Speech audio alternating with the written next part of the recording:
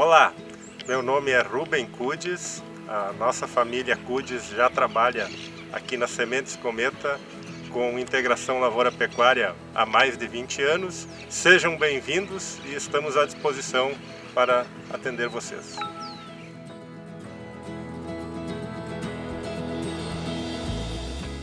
Bom, então, partindo da nossa experiência de integração lavoura-pecuária, a cada anos, a cada décadas aí vão se apresentando novos desafios. Em 2004 a gente introduziu o trigo duplo propósito no sistema, que inclusive está plantado aqui junto nessa composição também. E agora, em 2019, demos o passo de introduzir o componente florestal, né? E esse componente florestal realmente, para a maioria dos agricultores, parece ser um passo estranho, ou no mínimo arrojado, né? Aqui nessa área nós estamos com cerca de 14% da área destinada atualmente para a presença das árvores, ou seja, no ano passado, quando plantamos milho com o capim aruana aqui nessa área, nós deixamos de plantar cerca de 13 a 14% da área com milho. Então nós perdemos esse início de produção, visando os benefícios no médio e no longo prazo e a produção florestal que será colhida daqui a 5, 10 e 20 anos no prazo, né? Bom, nesses cerca de 25 anos já que eu tenho de experiência como produtor de integração lavoura-pecuária, a gente foi quebrando vários paradigmas e foi construindo novos conhecimentos e novas percepções do sistema de produção.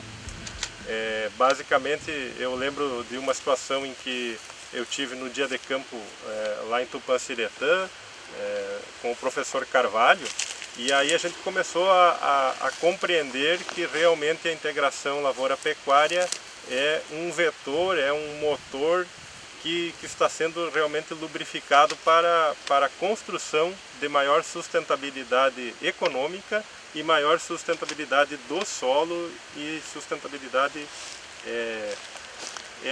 ecológica ou sustentabilidade da agroecologia.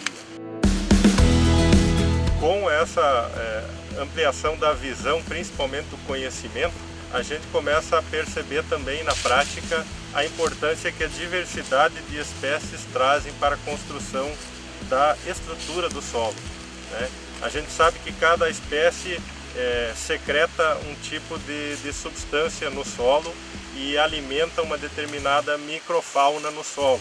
Então nessa composição aqui, que nós temos o trevo vesiculoso, uma leguminosa que está trazendo nitrogênio atmosférico para o sistema. Nós temos aqui também o trigo duplo propósito, que já foi utilizado exclusivamente para pastejo, né? Já encerrou o seu ciclo. Nós temos o azevém aqui presente também e a aruana, que é a pastagem de verão, né? Então todas as raízes dessas plantas estão exudando diferentes tipos de substância e alimentando a diversidade de micro-organismos do solo, seja também de minhocas e mesmo de bactérias. E é essa atividade biológica, essa integração raiz-microbiologia que constrói verdadeiramente a palha também, aqui a palha do milho, né? A palha da aruana, que a gente deixou um resíduo grande de aruana no ano passado. Todo esse aporte biológico aí que vai fazer realmente a construção dos agregados do solo, os agregados que dão estabilidade e permeabilidade à água e às raízes. E nessa visão também da presença dos animais, nós temos aqui, por exemplo, algumas placas de esterco, né, que também está enriquecendo muito mais o sistema em termos de biologia, né?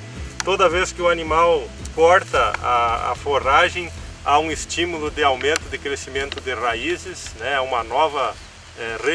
rejuvenescimento da planta. Então a presença dos animais também é outro vetor que só agrega em termos de desenvolvimento de sustentabilidade de solo, de fertilidade de solo. Então, como estava falando, a evolução do conhecimento e da visão sobre sistemas integrados, né?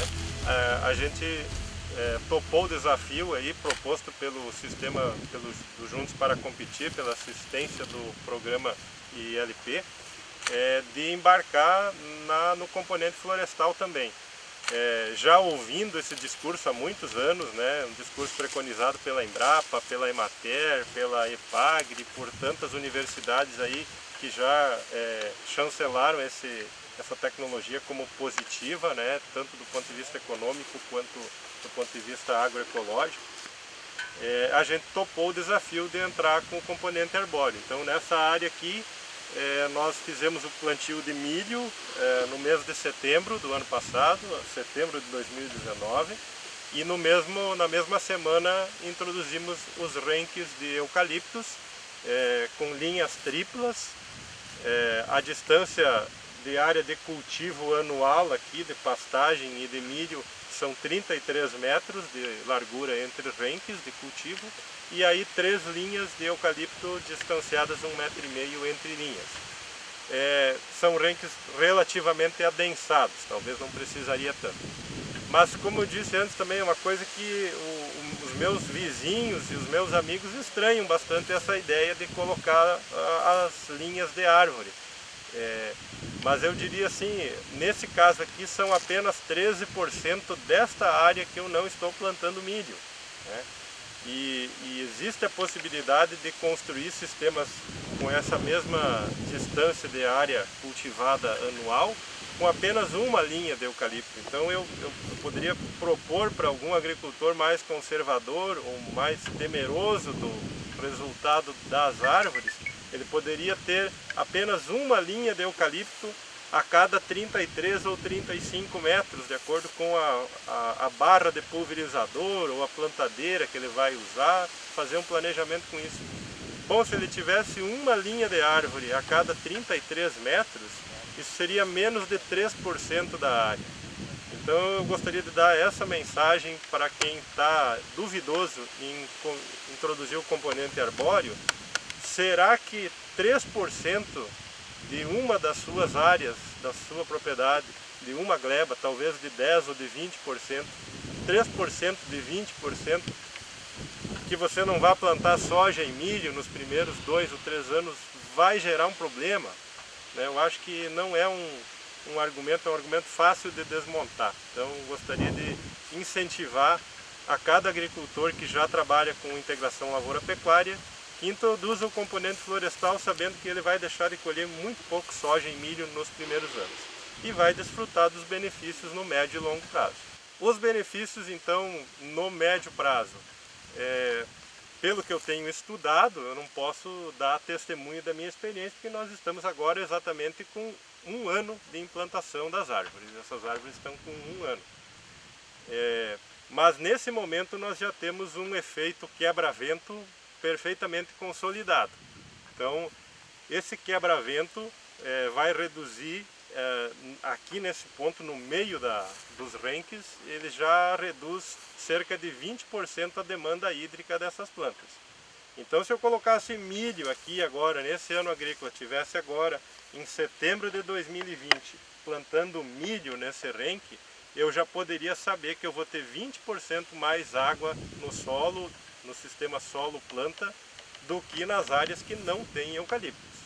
Então acredito que eu já teria, se fosse um ano de normal para seco, eu já teria bem mais produtividade nessa área do que numa área sem o componente florestal. Como o sistema se propõe plantar lavoura nos primeiros 2 anos, eu aqui fiz diferente um pouco, né? Nos primeiros 2 anos plantaria lavoura e na sequência ficaria somente floresta e pecuária, né? Com certeza é evidente que as árvores fornecendo sombra vão dar mais conforto animal, vão dar mais ambiente favorável para os animais pastarem eventualmente até na sombra, né? Principalmente no verão. Eles vão pastar aqui e vão logo descansar na sombra ali, ou provavelmente às 4 horas da tarde aqui terá sombra. Isso aí a gente espera, a literatura fala em melhorias de performance animal de 15% a 20%. Então se hoje eu estou ocupando a área 13% de eucaliptos e eu consegui uma performance animal 15 ou 20% maior, já há uma compensação da presença dessas árvores. E claro, a árvore em si é um negócio, e é um negócio bastante atrativo. Esses renques melhores da minha propriedade aqui, esses dois aqui realmente são os melhores renques, né? Que não tem falha, que tem uniformidade de planta, são renques que estarão produzindo nos próximos anos 100 metros cúbicos de lenha por hectare por ano. 100 metros cúbicos de lenha por hectare por ano, normalmente são 100 sacos de soja por hectare por ano. Então o negócio florestal também, essa tira, se nós fôssemos pensar separadamente as coisas, somente a tira de floresta também é um negócio interessante. Como se fala que no frigorífico a única coisa que se perde é o berro do boi, né? Se eu plantasse somente árvores eu perderia o valor da sombra. Mas eu tendo os animais para desfrutar da sombra, a sombra também vai me dar lucro, né? E outro fator que o componente florestal ajuda no microclima é a proteção de geada. Inclusive tirei uma foto de uma geada que teve aqui dia 3 de julho nessa área. E mesmo as árvores estando com 9 meses, 10 meses de idade, elas já ofereceram claramente uma proteção na faixa mais adjacente aos renques de árvores. Então a gente já pode perceber que quando as árvores atingirem talvez 7 anos, e a gente começar a fazer o corte, o raleio das primeiras árvores, nós já devemos ter uma proteção da pastagem por geada altamente significativa. A interferência do sistema integrado pela presença do componente florestal é um universo de detalhes, né? Então a gente já sabe que temos mais aves na área, essas aves provavelmente vão comer as larvas de insetos, né? Se sabe por dados técnicos aí que tem muito menos carrapato em área que tem presença de ILPF, tem menos praga na lavoura de milho ou de soja. E existem outros efeitos, por exemplo, o meu vizinho aqui, o Marcelo Chapeta, quando eu implantei isso aqui, ele me disse, tá, e qual é que é a tua expectativa a respeito das micorrizas, né? E como assim? Ele disse, não, o eucalipto é uma planta extremamente hábil em desenvolver micorrizas e vai melhorar a fertilidade e a solubilidade dos nutrientes do solo, a assimilação dos nutrientes do solo a distâncias bem razoáveis. Quer dizer, talvez aqui onde estamos hoje, daqui a 5 anos, tenha micorrizas justamente pela presença do eucalipto. Então há um universo de outros fatores que essa biodiversidade traz para o sistema.